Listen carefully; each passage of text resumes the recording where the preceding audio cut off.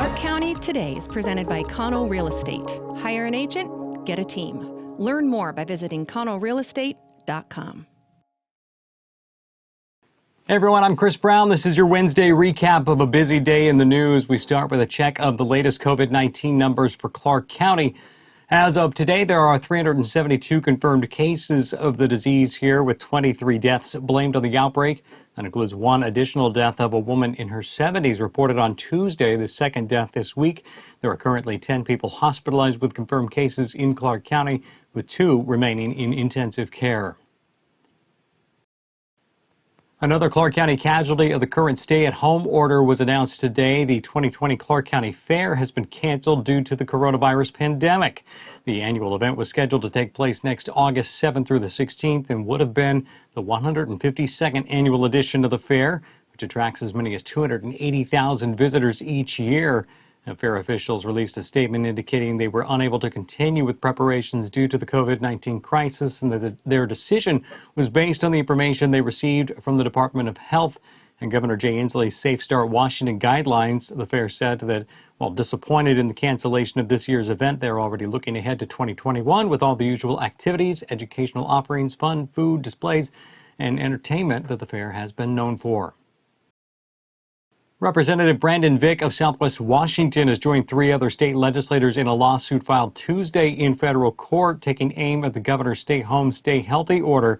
The lawsuit is the third filed recently against Inslee, attempting to force the governor to change his stance on restrictions in place to address the coronavirus pandemic.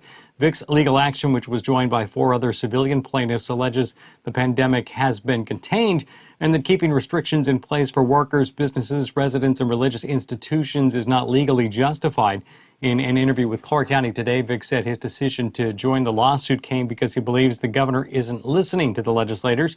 Vick was a member of Inslee's task force to discuss the proper path to reopening the state, but he says the group met 5 times and nothing came of it, and now the governor has canceled all future meetings. Vick said that leaves lawmakers no avenue to give input. It's the governor's way or the highway right now, Vick said. A representative of the state Democratic Party called the lawsuit yet another irresponsible action from Washington state Republicans that jeopardizes the sacrifices so many Washingtonians have made to save lives in the fight against this virus. In his column published earlier today, Clark County Today editor Ken Vance shared his latest thoughts on the coronavirus pandemic and the impacts of the stay-at-home orders. Vance pointed out several indicators that show public opinion is becoming divided along ideological lines, with conservatives and Republicans clamoring for the state to reopen in a shorter timeline than the governor has proposed, while Democrats and liberals largely support Inslee's more methodical plan. It's Vance's belief that we all actually want the same things: health, happiness, prosperity.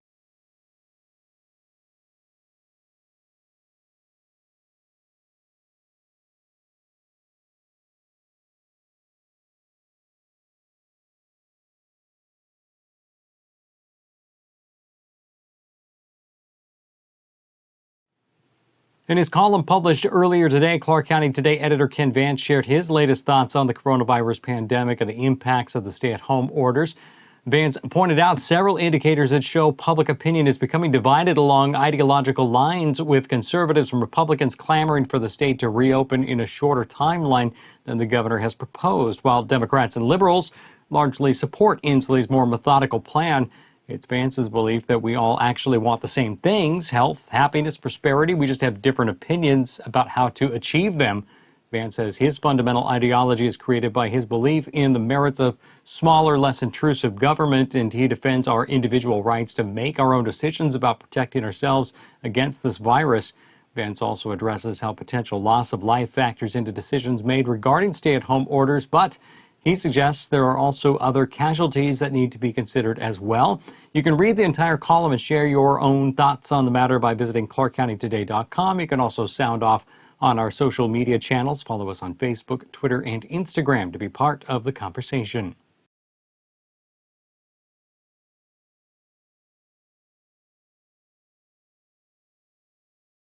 The Clark County Council today took action which temporarily allows property owners to let someone live in an RV on their property. Now, the move comes as people in family units may need places to quarantine or live after losing their home during the ongoing crisis.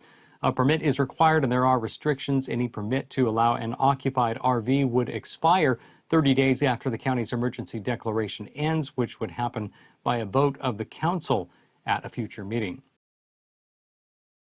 Well, just because people are being asked to stay home doesn't mean drunk driving has stopped. Target Zero, a state-funded task force aiming to end traffic fatalities by 2030, did extra DUI patrols in Clark County on Cinco de Mayo last evening. And officers from Camas, Vancouver, and the Clark County Sheriff's Office took part. It also serves today is a sort of an opening of the state day where a lot of people feel like they can get out, and we encourage people to get out and understand that folks are cooped up or feel cooped up, and we just want them to, if they're going to drink, they do so responsibly and not drive a vehicle. During Tuesday's enforcement effort, 136 people were pulled over. 4 citations were made for driving under the influence. Well, the word prayer has been Google searched in rapidly increasing numbers as of late. In this vein, the National Day of Prayer, which will be held tomorrow, hopes to bring a bit of hope. Jacob Granneman has more. Thanks, Chris. So the National Day of Prayer has actually been a thing in the United States since the 1950s, but it was actually ratified, so to speak, in the 1980s and made an actual day that's proclaimed across the country by President Reagan.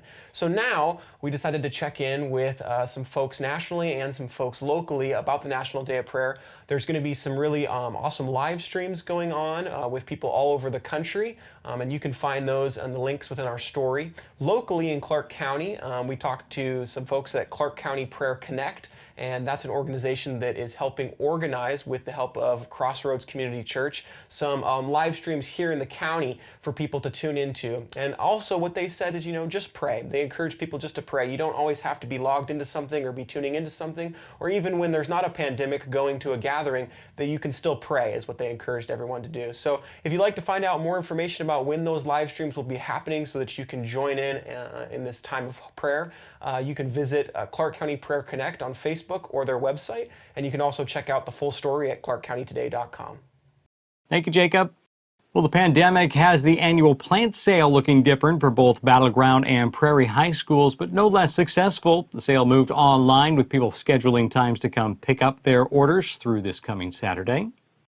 And then you're able to just drive up on through, and we have different corrals set up here behind me, and people can go to their corral and find their plants and load them up into their car. And then if they've ordered a basket, a hanging basket, they're able to choose what color they want, so then they go to a different area and can point to the basket they want and get those as well. The annual plant sale is a major fundraiser for the district's career and technical education horticulture program. This year, after schools were closed, teachers had to take over caring for the hundreds of plants that students would normally be tending. The Battleground sale is sold out, but Prairie High School still has some plants available as of today, so go check it out. In sports, Paul Valencia brings you the story of Mikkel Anthony of Skyview softball. She showed her maturity in a decision to decline a full scholarship to play at UNLV. And now she's showing courage in publicly discussing her reason for saying no. Good evening. Tonight we'd like to share with you the story of Skyview senior Mikkel Anthony. A great softball player, she had a scholarship to UNLV. But you know what? Something deep down inside her told her it just wasn't right for her. She was having anxiety issues. She gave up her scholarship. Tonight, we let her tell her story. Hi, I'm Mikkel Anthony, and I recently have given up a full-ride scholarship to play softball at UNLV, and here's a little bit of reasons why. As I was going through the process of going to go to college, I felt anxiety towards it. And if anyone else is in that position of feeling anxious, just know that the choice is in your hands, and you don't always have to go with what everyone else says. And no matter how much people say or whatever or think, you can do what you need to do and what makes you happy and what makes you feel good. This fall, I will be attending at WSU Pullman, and I will be studying sports broadcasting. Playing softball at Skyview High School has been an amazing experience. My mom has coached me there for the past 3 years, and I'm glad that my last year playing at Skyview, we got to go to state, and it was just an awesome experience. My favorite movie is Remember the Titans. My family just watched that all the time growing up. My favorite book has to be the classic Judy B. Jones. Those are stellar series. And my favorite TV show is The Vampire Diaries. It's very intense, and Team Damon. Thank you for that report, Paul. And there is your Wednesday check of some of the stories we're following for you at ClarkCountyToday.com. Again, be sure to check us out on Facebook, Twitter, and Instagram to see when stories go up, and you can participate in the lively conversation. You can also reach us with story ideas and feedback via email, news@ClarkCountyToday.com. For all of us, I'm Chris Brown. Stay safe. Thanks for watching. We'll talk to you again tomorrow.